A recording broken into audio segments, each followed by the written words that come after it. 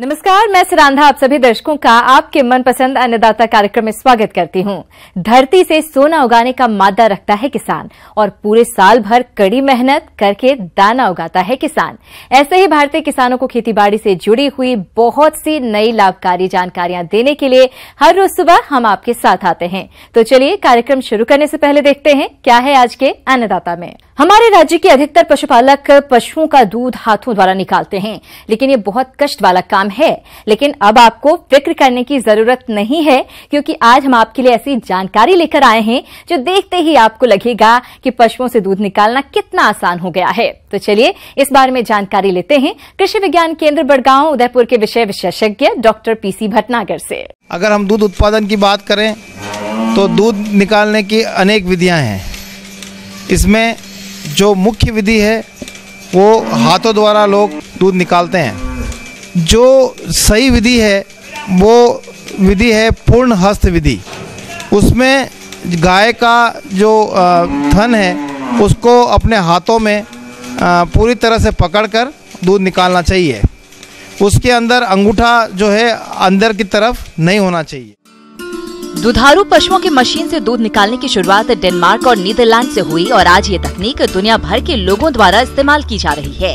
आजकल डेयरी उद्योग से जुड़े अनेक लोग पशुओं से दूध निकालने के लिए मशीन का प्रयोग कर रहे हैं। पशुओं का दूध दूहने वाली मशीन को हम मिल्किंग मशीन के नाम से भी जानते हैं। तो आइए जानते हैं इस मशीन की कार्यविधि के बारे में, जो इस प्रकार से है।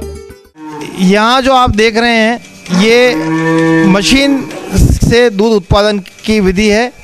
ये सेमी ऑटोमेटिक विधि है। इसके अंदर जो दूध है वो जो है स्वच्छता पूर्वक बिना किसी खाद लगे दूध को निकाला जा सकता है। इस जो ये यंत्र आप देख रहे हैं इसमें 4 गायों का एक समय में दूध निकाला जा सकता है। और वो 4 गायें का जो थन है पहले उसको अच्छी तरह से साफ कर लिया जाता है। उनके अंदर प्री स्प्रे उसका किया जाता है। 2 घंटे के अंदर 100 गायों का दूध निकाल सकती है। इस मशीन में 4 सेट हैं और ये रोटेशन पे चलते हैं। 4 एक बाईं तरफ वाली गायें एक बार निकलेगी और जितने दाईं तरफ वाली गायें तैयार हो जाएगी, और जैसे ही दाईं तरफ वाली तैयार होगी फिर वापस बाईं तरफ वाली गाय आ जाएगी। इनके वापस निकलने का रास्ता जो है वो पीछे की तरफ है। तो उस पीछे की तरफ जो रास्ता है उससे ये गायें अपनी बाहर चली जाती है वापस, और नई गायें जो है उनका आने का रास्ता अलग है। और उसके बाद में दूध निकालने के बाद में पोस्ट स्प्रे करके इन गायों को यहाँ से हटाया जाता है। इसके अलावा जितना भी दूध है वो इस टैंक में आता है, और यहाँ से जब ये एक निर्धारित स्तर पर जब ये पहुँच जाएगा तो उसके बाद में ये दूध जो है पंप होके बल्क मिल्क कूलर में चला जाएगा।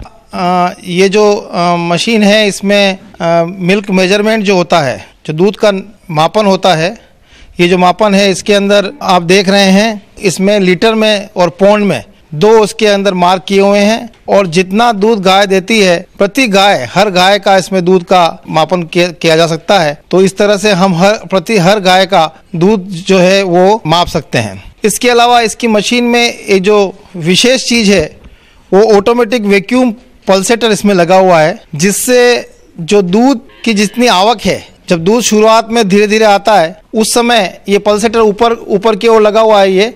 और इस पल्सेटर का काम ये है कि जितना दूध जितनी स्पीड से आएगा, अगर दूध कम आएगा तो ये वैक्यूम जो है पंप जो है वो उतना धीरे चलेगा, और जब ये दूध ज़्यादा आने लगेगा तो ये इसका स्पीड बढ़ जाएगी। उसके बाद में जैसे ही दूध देना कम करेगी तो ये जो है ये वैक्यूम जो पंप है ये अपना जो स्पीड है उसी हिसाब से धीरे कर लेती है। इस तरह से ये जो है थनों को कोई किसी तरह का नुकसान नहीं पहुंचाती है। उसके अलावा जो और भी फायदा है तीसरा इस मशीन का, वो ये है कि जो दूध है वो यहाँ पे पूरी तरह से छन जाएगा। मतलब उसमें किसी तरह का कोई भी बाल या कोई भी तरह का कण, जो रेती के कण हैं या इस तरह के कण जो हैं वो नहीं होंगे, क्योंकि इसके अंदर एक सीवर लगा हुआ है। इसके अंदर वो सीवर जो है इसमें से दूध को छान के ही आगे भेजता है। पूरा हाइजीनिक दूध जो उत्पादन इस मशीन द्वारा हम कर रहे हैं, और इसके ये फायदे हैं कि इससे जो रोग हैं वो रोग आने की कारण भी कम बनते हैं।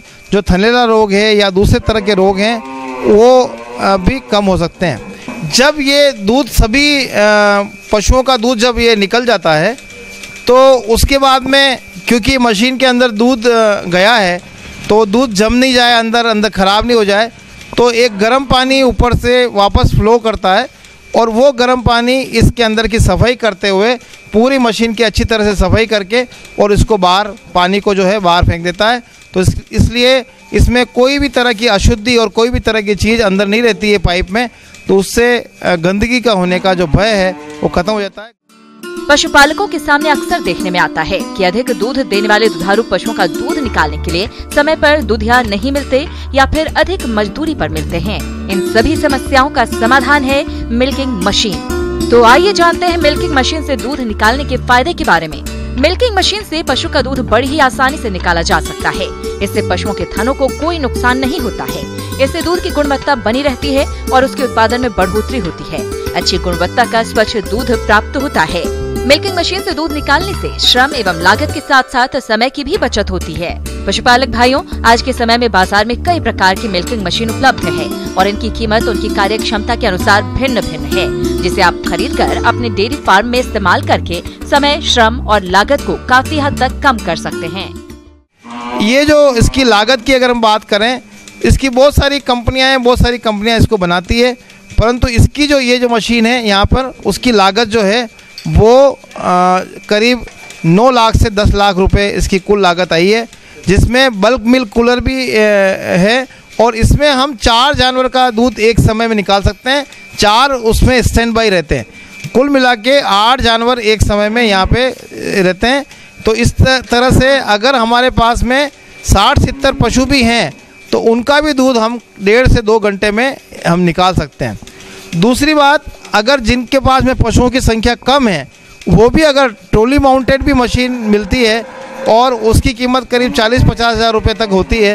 वो ट्रॉली माउंटेड मशीन जो जानवर जहाँ पे बंधा हुआ है वहाँ पर ले जाकर भी उससे भी दूध निकाल सकते हैं और वो भी विधि यही है, लेकिन उसमें हर बार केन को खाली करना पड़ता है। अपने राज्य के जिन किसानों ने आलू की फसल लगा रखी है, उनकी फसल में इस समय पर्णकुंचन रोग का प्रकोप दिखाई दे रहा है। इस रोग से फसल की पैदावार में भारी कमी आ जाती है, इसलिए समय रहते इस रोग का नियंत्रण करना जरूरी है। तो आप किस प्रकार से करें इस रोग का नियंत्रण, जिस बारे में जानकारी दे रहे हैं कृषि वैज्ञानिक डॉक्टर राहुल कुमार। नमस्कार किसान भाइयों, आज हम बात कर रहे हैं आलू में लगने वाले एक विषाणु जनित बीमारी पोटैटो लीफ कल वायरस के बारे में। यह बीमारी मुख्य रूप से विषाणु जनित बीमारी होती है। यह विषाणु के द्वारा फैलती है और इस बीमारी का जब संक्रमण हो जाता है तो पौधों में यह बीमारी बहुत तेज़ी से फैलती है, क्योंकि आपके अगर फील्ड में लगा तो आसपास के फील्ड में भी और आपके पूरे खेत में भी बहुत तेज़ी से फैलती है, क्योंकि यह जो इसके वाहक होते हैं, वो वाहक जो कीड़ा होते हैं वह ट्रांसमिट करते हैं एक आपको स्वस्थ पौधे से लेके इन्फेक्टेड पौधे पे से इसके संक्रमण को उठाकर आपको जो स्वस्थ पौधे हैं उन पे फैलाते हैं। पत्ती मोड़क विषाणु, यह एक विषाणु जनित रोग है। इस रोग से ग्रसित पौधों की पत्तियां मध्य शिराओं से ऊपर की ओर मुड़ जाती है, परंतु मुख्य रूप से इसके लक्षण कंदों पर दिखाई देते हैं। पत्तियों के किनारे अंदर की ओर मुड़ जाते हैं तथा पत्तियां पीली पड़ जाती है। ये पत्तियों का मुड़ना नीचे से शुरू होकर ऊपर तक जाता है तथा पत्तियां मोटी एवं भंगुर हो जाती हैं तथा छूने मात्र से ही पत्ती टूटने लगती है। पौधे के पोरियों के बीच की दूरी कम हो जाती है, जिससे पौधा बौना रह जाता है। जो भी पत्तियों को आप देखते हैं तो वो पत्तियां बिल्कुल हरे रंग की जो दिखनी चाहिए आलू में, वह सफ़ेद दिखने लगती हैं और उसमें क्लोरोसिस हो जाता है। वो पत्तियां ग्रीन कलर की जगह सफ़ेद रंग का और वह दिखने लगती हैं। उसकी मिडिल बिल्कुल थीन हो जाती हैं, पत्तियां बिल्कुल पतली पतली देखने को मिलेगी और जो आलू का विकास होता है वह बाधित हो जाता है। आलू का पौधा बिल्कुल बौना देखने को आपको मिलेगा। इसके जो वाहक होते हैं वो आपको सफ़ेद मक्खी होती है। ये सफ़ेद मक्खी ही इस बीमारी के मुख्य रूप से वाहक होती है। तो अगर हमें खास बात का इस भी ख्याल रखना चाहिए कि जब भी हम खेती करते हैं आलू की तो हमें रेसिस्टेंट वैरायटी का यूज करना चाहिए, जो मतलब बीमारी की रोग प्रतिरोधी क्षमता जिसमें ज़्यादा हो उसकी खेती कीजिए। उसके बाद भी अगर आपको बीमारी आ गई, देखने को मिल गई आपके खेत में, तो जैसे ही इन्फेक्शन किसी 1-2-4 प्लांट पे दिखे तो उस पौधे को रॉगिंग कर दीजिए, यानी उस पौधे को जड़ से उखाड़ कर आप ऐसे जगह पे मट्टी उट्टी में गाड़ दीजिए या उसको जला दीजिए कि जो उसके वायरस हैं वह आपके जो हेल्दी पौधे हैं उनको न संक्रमण कर सके। उसके बावजूद भी अगर तेजी से ज़्यादा आपके एरिया में ये फैल गया है तो आप पूरे खेत को न उखाड़ें। आप करें क्या कि जो इसके वाहक है, जो इसके वेक्टर है, उनको नियंत्रण करने के लिए सोचिए। उसको नियंत्रण करने के लिए जनरली 0.1% का फोलियर स्प्रे करना होगा। 10-10 दिन के अंतराल पे आप इसका फोलियर स्प्रे करिए। अगर उसके बावजूद भी अगर बीमारी आपको नियंत्रण नहीं हो पाती है तो आपको इसमें सिस्टमेटिक इंसेक्टिसाइड होता है इमिडाक्लोरोपाइराइड, जिस 0.05% का फोलियर स्प्रे आप इसका 10-10 दिन के अंतराल पे कर सकते हैं। जब भी आप स्प्रेइंग करिए वो मॉर्निंग में कीजिए, इवनिंग के समय में मत कीजिएगा, जिससे आपका सफेद मक्खी आपका नियंत्रण हो सकेगा, जिसके चलते आप उत्पादन अच्छा प्राप्त कर सकते हैं। प्रदेश के जिन किसान भाइयों ने दाने हेतु मेथी की खेती की है, उनकी फसल अब बढ़वार की अवस्था पर है और इस फसल से आगे चलकर अधिक उत्पादन मिले, इसके लिए मेथी की फसल में कौन कौन से आवश्यक कार्यों का किया जाना जरूरी है, इसकी जानकारी दे रहे हैं डॉक्टर CS पांडे। इस समय आप मेथी की फसल उगा के आप उसकी पत्तियों को काट करके मार्केट में बेच रहे हैं, तो ये तो पत्ती से जो आप लाभ कमा रहे हैं ये अच्छी बात है। अब अगर इसको हम बीज उत्पादन के लिए जाना चाहते हैं तो हमारा सुझाव ये है कि इस समय अब पत्तियों की कटाई बंद कर दें और उसमें खेत में पर्याप्त नमी बनाए रखते हुए सिंचाई में आपको बस ये ध्यान देना है कि खेत में जो नमी है वो पर्याप्त मात्रा में बनी रहे। बहुत ओवर इरिगेशन भी नहीं करना है ना, बहुत ज़्यादा सब मतलब ऐसा भी स्थिति ना हो कि पानी की कमी हो जाए। पानी की कमी होने से एक तो फसल पे पाले वगैरह का भी प्रभाव पड़ जाता है। दूसरी चीज़ ये है कि उसकी पर्याप्त ग्रोथ जो है या वनस्पति वृद्धि अच्छे से नहीं हो पाती है। प्रदेश के जिन किसानों ने मेथी की बुआई की होगी उनकी फसल में इस समय खरपतवारों की अधिकता होगी और ये खरपतवार फसल से खाद, पानी, प्रकाश में प्रतिस्पर्धा करते हैं। तो किसान अपने स्तर पर किस प्रकार से खरपतवार नियंत्रण करें, इस बारे में आइए जानते हैं। फसल में खरपतवार अगर कोई है तो आप उसको निकाल दीजिए। खरपतवार जैसा जानते हैं, खरपतवार से फसल को काफी नुकसान पहुंचाता है। ये हमारे उत्पादन में और बीज की गुणवत्ता दोनों को प्रभावित करता है। तो आप मैनुअली या मैकेनिकली दोनों तरीके से आप जो है ये मेथी के खेत में जो है बीज को निकाल दें। दूसरी चीज़ ये है कि रोगिंग सीड के लिए आप जा रहे हैं तो यदि कोई दूसरी प्रजाति का उसमें पौधा उगाया है, मेथी में ही अगर कोई दूसरी प्रजाति का है तो आप उसको निकाल दें। रोगिंग बहुत जरूरी है ताकि आपको एक सिमिलर और एक यूनिफॉर्म जो है प्रजाति मिल सके। मेथी फसल की अच्छी पैदावार हो, इसके लिए इसमें पोषक तत्वों का प्रबंधन करना आवश्यक होता है। तो इसके लिए किसान कौन सा उर्वरक लें और कितनी मात्रा में प्रयोग करें, इस बारे में जानकारी के लिए मिलते हैं। और पर्याप्त नमी की अवस्था में ही आप उसमें यूरिया का 20 से 25 किलो प्रति हेक्टेयर के रेट से आप जो है यूरिया का आप जो है उसके ऊपर जो है यूरिया का टॉप ड्रेसिंग कर दें, ताकि वो आपका जो खेत का जो मेथी का पौधा है उसमें पर्याप्त रूप से वनस्पतिक वृद्धि अच्छी हो जाएगी। मेथी के खेत में कभी कभी पाले की आशंका भी रहती है, जिससे काफ़ी नुकसान पहुंचता है। तो पाले की आशंका होने पे आप खेत में पर्याप्त सिंचाई कर दें, जिससे पर्याप्त नमी खेत में रहे। दूसरी चीज़, साथ में खेत के चारों कोनों पे आप जो है पतवार जला के धुआं बनाएं, जिससे कि पाले का असर पौधे पे कम होगा। मेथी की फसल को विभिन्न तरह के कीट एवं रोग नुकसान पहुंचाते हैं, तो किसान इन कीट व रोगों की पहचान कैसे करें और नियंत्रण के लिए कौन कौन से उपायों को अपनाएं, इस हेतु सुझाव के लिए मिलते हैं। अब जो प्रमुख मेथी में लगने वाले जो प्रमुख कीट हैं, वो जो देखा गया है माहू का प्रकोप इसमें भी बहुत काफ़ी व्यापक रूप से देखा गया है।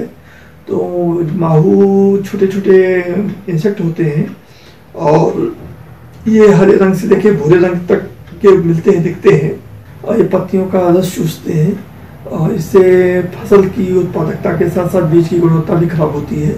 यदि आपको कहीं संज्ञान में या देखने में आता है कि माहू का प्रकोप हो रहा है तो आप उसमें इमिडाक्लोरोपिड 4.5 ml प्रति पंप के हिसाब से या 0.3 ml प्रति लीटर के हिसाब से आप स्प्रे कर देंगे तो इसमें इसका प्रभावी नियंत्रण हो जाएगा। उसके साथ साथ जो प्रमुख बीमारी है इसकी, उसमें पाउडरी मिल्ड्यू है, जिसको भभूतिया बोलते हैं। ये फंगस के द्वारा होता है, फफूंद के द्वारा होता है और पूरे खेत में जो है ये फफूंद जो है पत्तियों पे, तनों पे फैली हुई दिखती है। भभूत की तरह पाउडर नुमा जो है पाउडर नुमा ये पत्तियों पे फैला हुआ दिखता है। तो वो इसके कंट्रोल के लिए आप जो है 0.2% वेटेबल सल्फर का आप स्प्रे करें, जिससे 2 ग्राम प्रति लीटर के हिसाब से, जिसका प्रभावी नियंत्रण हो जाएगा। इसके साथ साथ इसमें बिल्ट की भी प्रॉब्लम देखी गई है। बिल्ट जैसा कि खेत में पैच में आते हैं और पौधा ऊपर से सूख जाता है। हम इसको अपने गांव देश की भाषा में उगरा बोलते हैं, उगठा बोलते हैं। तो इसके लिए शुरू में यदि 1-2 पौधे हैं तो आप उसको निकाल दीजिए, उखाड़ दीजिए। ज़्यादा मात्रा में फैल रहा है तो आप उसके लिए ज़रूरी है उखाड़ने के साथ साथ आप वहाँ ड्रेंचिंग कर दीजिए बाइबस्टीन की 0.2% की। तो उससे आपका ये जो है उगठा रोग का नियंत्रण हो जाता है। और साथ ही साथ ट्राइकोडर्मा 5 kg ट्राइकोडर्मा 25 किलो या 50 किलो गोबर के में मिला करके आप जहाँ पे पैच है, जहाँ पे ये आ रहे हैं, वहाँ पे आप इसको ट्राइकोडर्मा का उपयोग कर दीजिए। तो इससे आपका प्रभावी उगठा का प्रभावी नियंत्रण हो सकता है। आशा है कि किसान भाई यदि इन सब बातों का ध्यान में रखेंगे तो उनको अच्छी फसल के साथ साथ अच्छी गुणवत्ता वाली बीज भी प्राप्त मिलेगी। जॉन डियर अन्नदाता हेल्पलाइन निःशुल्क फोन संपर्क सेवा के माध्यम से आपके द्वारा पूछे गए प्रश्नों में से 1 या 2 महत्वपूर्ण प्रश्न को हम अपने कार्यक्रम में शामिल करते हैं। इसी के तहत आज का चयनित प्रश्न और उसका जवाब इस प्रकार है। निःशुल्क अन्नदाता हेल्पलाइन में आज हमने जिस प्रश्न को शामिल किया है उसे पूछा है संगरिया जिला हनुमानगढ़ के मुकेश कुमार ने। आपकी सरसों की फसल में झुलसा रोग लगा है, जिसके नियंत्रण पर आप जानकारी चाहते हैं, तो इसके लिए देखिए कार्यक्रम का यह अंश। किसान बंधु, आज हम बताने जा रहे हैं आपको सरसों में लगने वाले झुलसा रोग, जिसको हम लोग इंग्लिश में बोलते हैं अल्टरनेटिव ब्लाइट। ऐसा देखा जाता है जब टेम्परेचर कम होने लगता है, उस समय पौधा का बढ़वार भी थोड़ा स्लो हो जाता है, और जब पौधा लगभग 60 से 70 दिन का होता है, उस समय इसका लक्षण सबसे पहले पत्ती पे दिखाई पड़ता है। प्रदेश के बहुत से किसान भाइयों ने सरसों की फसल लगा रखी है और इस मौसम में फसल पर कई तरह के रोगों का प्रकोप होने लगता है, जिसमें एक प्रमुख रोग है अल्टरनेरिया झुलसा। तो इस रोग को किसान कैसे पहचाने और इसके नियंत्रण के लिए कौन कौन से उपायों को अपनाएं, इस बारे में जानते हैं। झुलसा का प्रकोप सबसे पहले पत्ती पर, खास करके जो नीचे के पत्ता होता है उसमें ही दिखाई पड़ते हैं। जैसे उसमें शुरू में भूरा रंग का छोटा छोटा धब्बा बनता है, जो बाद में जाकर के काला हो जाता है। आगे चल करके वो धीरे धीरे अंगूठी के समान रिंग नुमा स्ट्रक्चर बन जाता है, जिसको हम लोग इंग्लिश में कंसेंट्रिक रिंग बोलते हैं। अगर आप पत्ती पर लक्षण दिखाई पड़ा और आपने कुछ नहीं किया तो आगे चल करके इसके लक्षण तने पर भी दिखाई पड़ते हैं। तने पर भी ये छोटा सा धब्बा जो आगे चल कर धीरे धीरे बड़ा होता है और बहुत सारा धब्बा आपस में जुट करके बड़ा धब्बा बनाता है, जिसके कारण से पत्ती झुलसने लगता है, कह सकते हैं कि पत्ती झड़ने भी लगता है इस रोग के प्रकोप के कारण से। अब पत्ती में जो हरापन होता है वो धीरे धीरे कम होने लगता है, या कह सकते हैं कि पत्ती पीली पड़ने लगती है।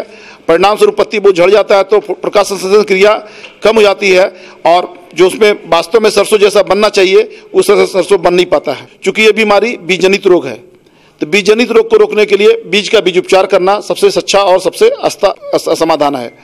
कह सकते हैं यदि बीज का बीज उपचार बाइबस्टीन नामक दवा 2 ग्राम दवा प्रति किलोग्राम बीज की दर से बीज उपचार करेंगे तो निश्चित रूप से इस बीमारी को आसानी से रोका जा सकता है। जब यदि रोग का लक्षण दिखाई पड़े तो तुरंत उसमें मंकोजेब नामक दवा या इंडोफिलिम 45 मंकोजेब यदि डालते हैं तो उसका 2 ग्राम दवा प्रति लीटर पानी में घोल बना करके छिड़काव करेंगे। इसके अलावा मार्केट में एक दवा उपलब्ध है जो टेबुकोनाजोल और ट्राइफ्लॉक्सीट्रोबिन 2 दवा मिल करके एक दवा मार्केट में मिलती है, नेटिवो बोल करके। नेटिवो उसमें हम लोग आधा ग्राम नेटिवो प्रति लीटर पानी में घोल बना करके छिड़काव करने पर झुलसा रोग को आसानी से रोका जा सकता है। आइए अब एक नजर डालते हैं राज्य की कुछ चुनी हुई मंडियों के प्रमुख फसलों के बाजार भाव पर।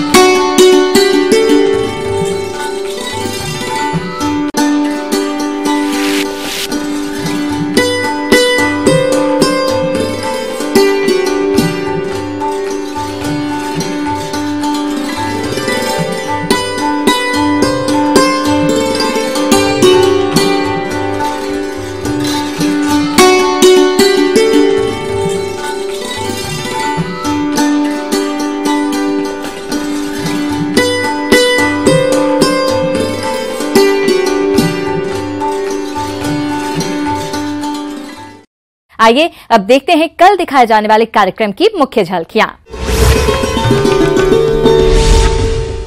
फल और सब्जियों का सह उत्पाद तैयार करके ले अधिक मुनाफा।